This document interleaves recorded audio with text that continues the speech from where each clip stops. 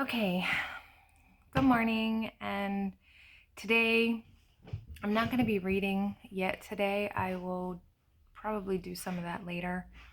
Um, I have some grass to mow and things like that today, so I will be outside.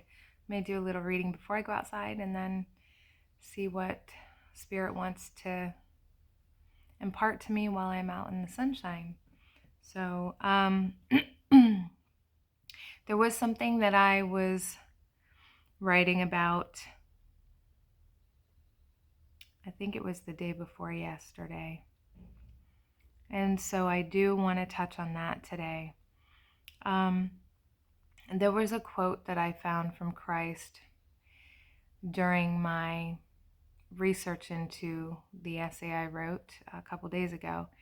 And the quote was, "If you had known me, you would have known my Father also. From now on, you know him and have seen him." This is something that has been of the utmost importance to me through my life. Any type of struggle or challenge I've had with religious doctrine of our modern times um, surrounded this. The message taught by Christ was and still is one of brotherly love, one of love in its absolute form. And by this quote, we learn that if Christ's message was one of love, then the infinite divine creator of all things is absolute love. Because he says, if you'd known me, you'd know my Father also. And so the Father that Christ witnessed of was one of absolute love. How do we know this? Okay. So Christ came into physicality to correct errors in our understanding. Wars have been fought longer than we are even aware of. The history of this planet is immensely greater than our recorded history, at least the history that is allowed for us to know. If you follow any of the documentaries and discoveries that are happening or have happened within the last several years, we have ancient civilizations underwater. We have ancient civilizations that are being unearthed, literally. So they're under the ground. They've been buried through time and environmental catastrophes. But what we learn from that is that we have civilizations that date back 15,000 years that had what we would call modern amenities. So they had running water, they had plumbing, they had... I just want to put out there that we've really been denied truth a long time. We have been dumbed down, we've been denied the amazing, miraculous things that have actually already taken place on this planet. So and that's where I come from. I'm coming from a place that I am aware that I have been kept in the dark. I am aware that I have only been taught enough to be a good hamster on a wheel. And so once I realized that there were things that seemed to have been intentionally hidden from me, I started to look in every little nook and cranny. So this message of Christ is really important because there are some things, even now, there are some things that we can really focus on and know to be true. I'm gonna expand on this a little bit more after I read some of the things that had come to me this morning. The message of Christ was one of love and appreciation for all things. His message teaches us to um, to find adaptable, fixable solutions to conflict that are beneficial to all. So, I mean, for a lot of us, this makes sense, right? If you have a disagreement, why are you having that disagreement? What's being threatened? Who's being harmed? Have a conversation about that. What needs to change that is going to benefit everyone involved? There are some things I'm a little hot about right now that I think, we in Pennsylvania, every resident of this state should have the right and the entitlement and the opportunity to vote on certain things. I don't even care about the person who claims to represent those issues. I want to vote on the issue itself.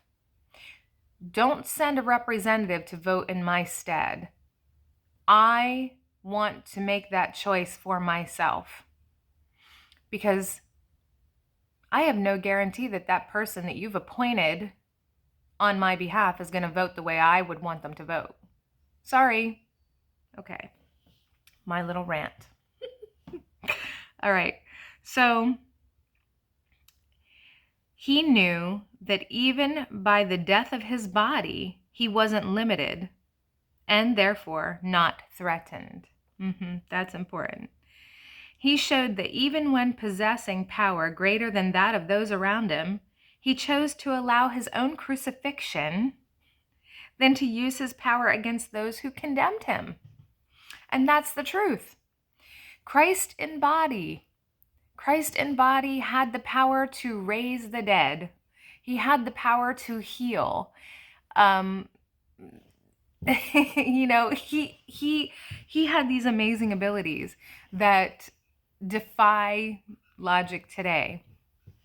And there are people who are gifted. There are people who are very gifted healers.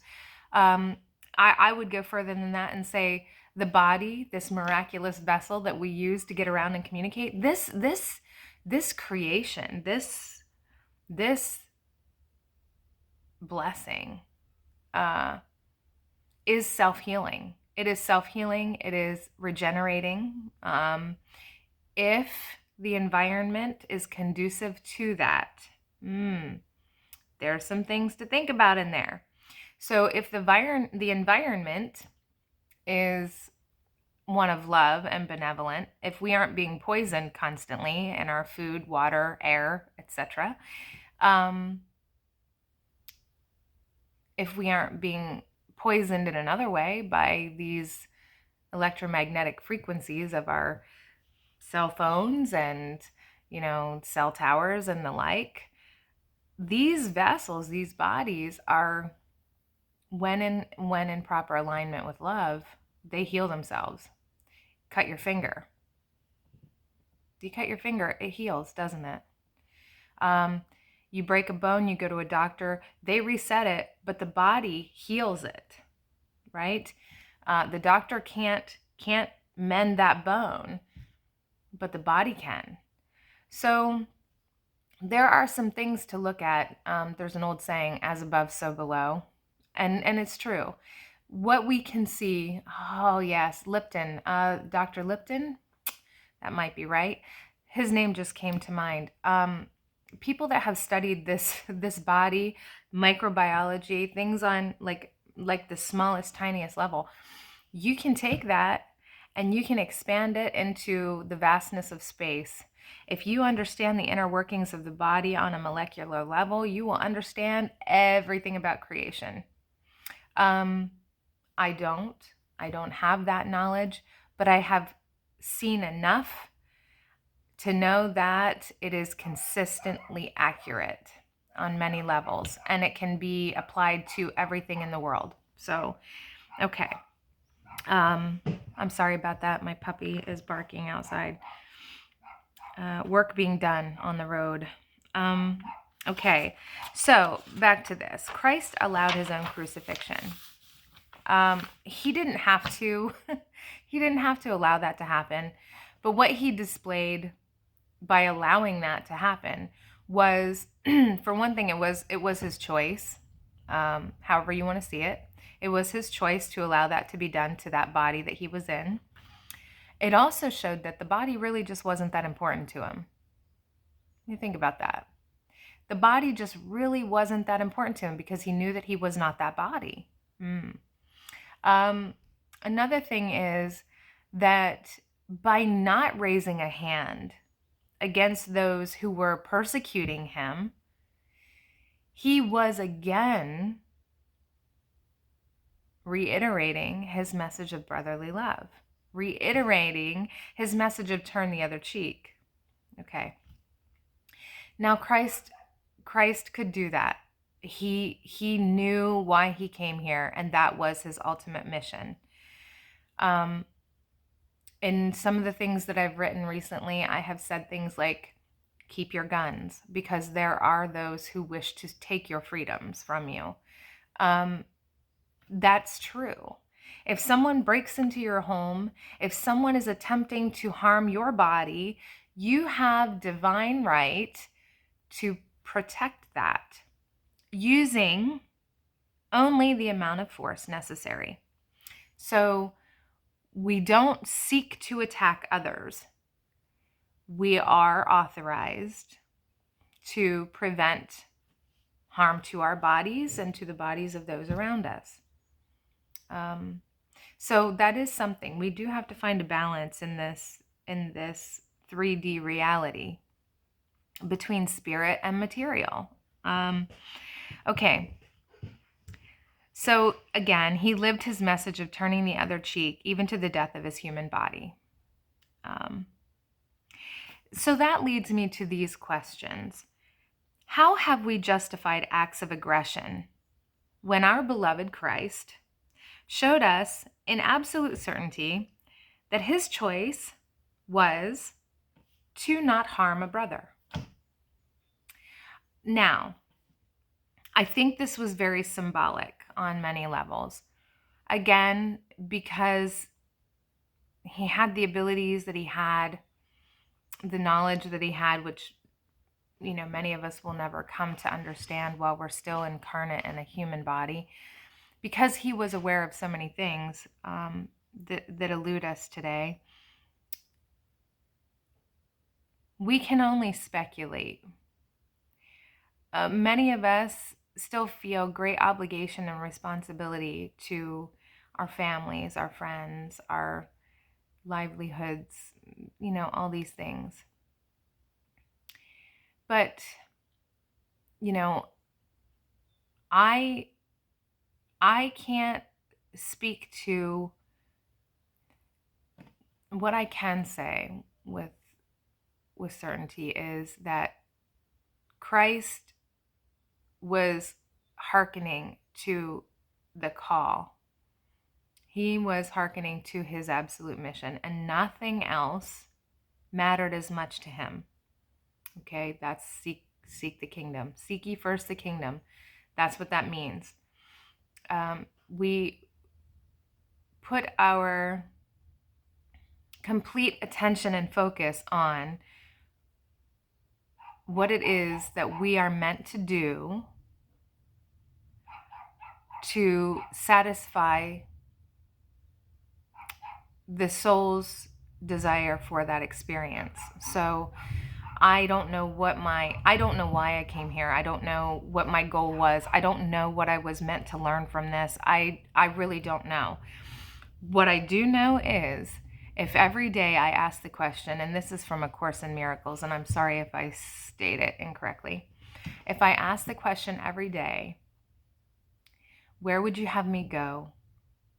What would you have me say? What would you have me do? It is something to that effect. And if I say it in absolute sincerity, asking my Father, my divine creator, that question, my soul, I will be in alignment with my soul and my soul's experience desire. Because I don't remember why I came here, I have to have faith that I just need to listen well enough to follow the path that was that is being asked of me. And that was what Christ did. You know, he constantly was listening for guidance from the Father, from Spirit, to do the will of the one who sent him. Well, guess what? We were all sent by someone that we don't have immediate access to in a body.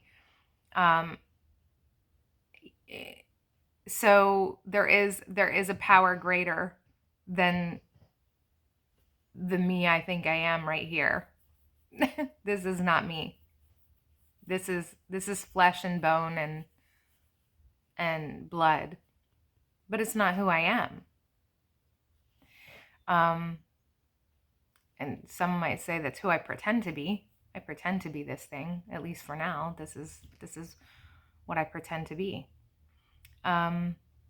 Anyway, these were some things that I thought were important to focus on today. The questions, how do we justify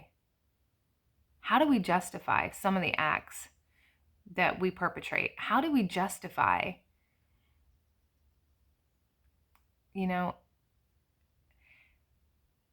I said to a friend recently, there is nothing, because I'm a mother, there is nothing that my children could do that I would desire or that would cause me to rain hellfire down on them.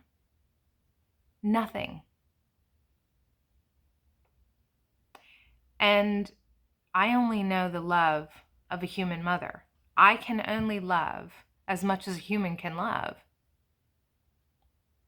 So ever greater is the love and forgiveness of my Father, who is divine, who is absolute love. So how do we justify some of these acts of aggression that are played out in our world? Anyway, so that's what I'm going to leave you with for now. And perhaps I'll be back later today. And I hope you all have a great day until then, and even beyond then. And in peace and love, may you be blessed.